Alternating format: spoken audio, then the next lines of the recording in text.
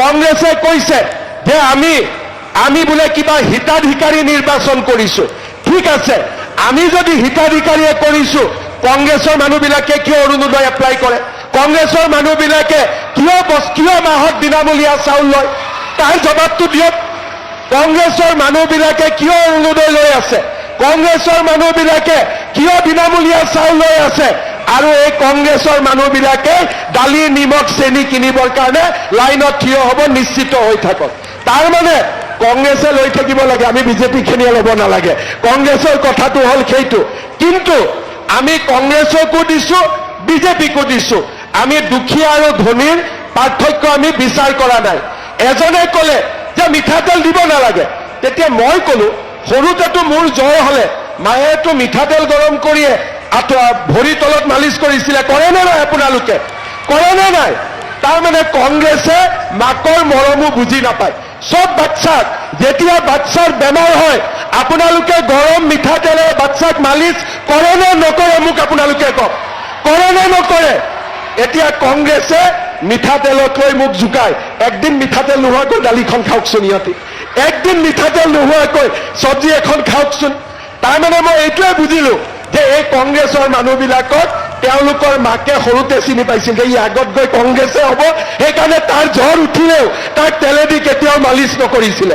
সিহঁতে আগতে মাকেতো চিনিয়ে পায়, মাকেতো কোন বাচ্চা কি হ'ব আগতে বুজি পায়।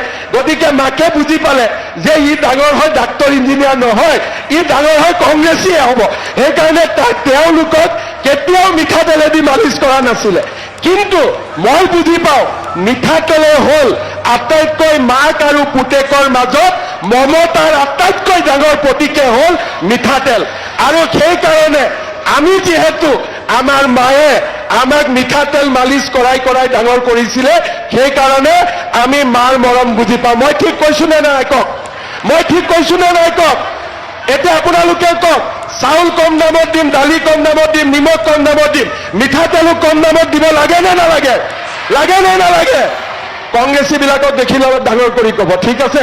ইহঁতক দেখিলে অলপ ডাঙৰ কৰি ক'ব, ইহঁতৰ চুইচবিলাকত নটটো লুজ হৈ আছে, অলপ টাইট কৰিব লাগে।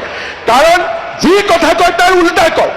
এছেম্বলিত কয় যে আমাৰ সমষ্টিত কিয় অৰুণোদয় পোৱা নাই, আকৌ মিটিঙত কয় কংগ্ৰেছে হিতাধিকাৰী বনাইছে। আৰু চৰকাৰৰ দায়িত্ব কি? চৰকাৰতো আমাক কোনোবাই মুখ্যমন্ত্ৰী হৈ আৰাম কৰিবৰ কাৰণে আমাক মুখ্যমন্ত্ৰী বনাইছে নেকি? দুখীয়া মানুহক সহায় কৰিবৰ কাৰণেতো মোক মুখ্যমন্ত্ৰী বনাইছে নে নাই? গতিকে আজি এতিয়া আমি 1 লাখ চাকৰি দিম বুলি ক'লো, কংগ্ৰেছে ক'লে নাই দিব নোৱাৰে। মোৰো জেদ লাগিলে, ঠিক আছে যা 1 লাখ কৈছিলো 2 লাখ দি দিম। এতিয়া এই নৱেম্বৰত আমি 2 লাখ চাকৰি দিয়ে আমি সংখ্যা পাৰ কৰিম। কংগ্ৰেছৰ হিংসা লাগে। আগত চাকৰি লওঁতে 1 কোটি টকা ঘোষ খাইছিলে, 50 লাখ টকা ঘোষ খাইছিলে। এতিয়া বিজেপিৰ দিনত ৰিক্সা চালকৰ ল'ৰাই চাকৰি পায়, ঠেলা চালকৰ ল'ৰাই চাকৰি পায়, চব্জি বেপাৰী ল'ৰাই চাকৰি পায়, আমাৰ দুখীয়া দৰিদ্ৰ সন্তানে চৰকাৰী চাকৰি পায়। কোনেও ভাবা নাছিল যে অসমত ইমান পৰিৱৰ্তন হ'ব পাৰে বুলি। আজিও মানুহে বিশ্বাস নকৰে। চাকৰি পোৱাৰ দিনাখন টিভিত আপোনালোকে দেখিছে মানুহৰ কিমান আৱেগ, কোনেও বিশ্বাস কৰিব পৰা নাছিল। আৰু সেইকাৰণে আমি চিন্তা কৰো 1 লাখ কৈছিলো 2 লাখ দিলো, অহাবাৰ 2 লাখ কম গৈ 4 লাখ দিব লাগিব। এইটোৱে হৈছে বিজেপিৰ যাত্ৰা। আমি কমকৈ কওঁ, বেছিকৈ কৰো। আমি কৈছিলো যে অৰুণোদয় 830 টকা দিম, 1250 টকা দিলো। আৰু ফেব্ৰুৱাৰী মাহত ডাঙৰ উপহাৰ এটা আৰু দিম, এইটো ৰখি থাকক, আজি নকওঁ কি দিব গৈ আছো। আৰু মই দিম, কিয় দিয়াটোৱে মোৰ দায়িত্ব। কংগ্ৰেছত কি কৰিছিলে, দিবতো নোৱাৰে, গড়ৰ খৰ্গটোও বিক্ৰী কৰি দিছিলে, গড়কেইটাও মাৰি শেষ কৰি আছিলে।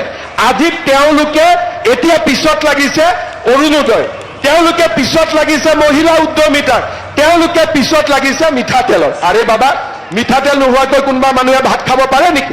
দালি খাব পাৰে নেকি? মোৰ এনে কংগ্ৰেছৰ মানুহবিলাকে ৰাহুল গান্ধী, সোনিয়া গান্ধী এইবিলাক চব ফৰেনৰ বস্তু হয়, কিজানি বেলেগ তেল খায়, এইটো বেলেগ কথা। অসমততো মানুহে মিঠাতেলে খাব লাগিব, বেলেগ কি তেল খাব? বেলেগ খাব পাৰিব নেকি? গতিকে আপোনালোকে এটাই কথা বুজি পাব যে কংগ্ৰেছে আপোনালোকক হিংসা কৰে, কিবা আপোনালোকে বস্তু পালে কংগ্ৰেছে বেয়া পায়। আৰু আমি আপোনালোকক সন্মান কৰো, আজি যদি 1 দিছো অহাকালি 2 দিম বুলি আমি কাম কৰি গৈ থাকো কাৰণ আমি মাতৃৰ মমতাক বুজি পাওঁ আমি মাৰ মৰম বুজি পাওঁ কাৰণ আমি সকলোৱে কোনো মেচিনৰ পৰা জন্ম হোৱা নাই মাৰ পেটৰ পৰাই আমি জন্ম হৈছো আৰু যি সন্তানে নিজৰ মাকৰ সন্মান ৰাখিব নাজানে সেই সন্তান কেতিয়াও পৃথিৱীত আগবাঢ়ি যাব নোৱাৰে তাক মই বিশ্বাস কৰোঁ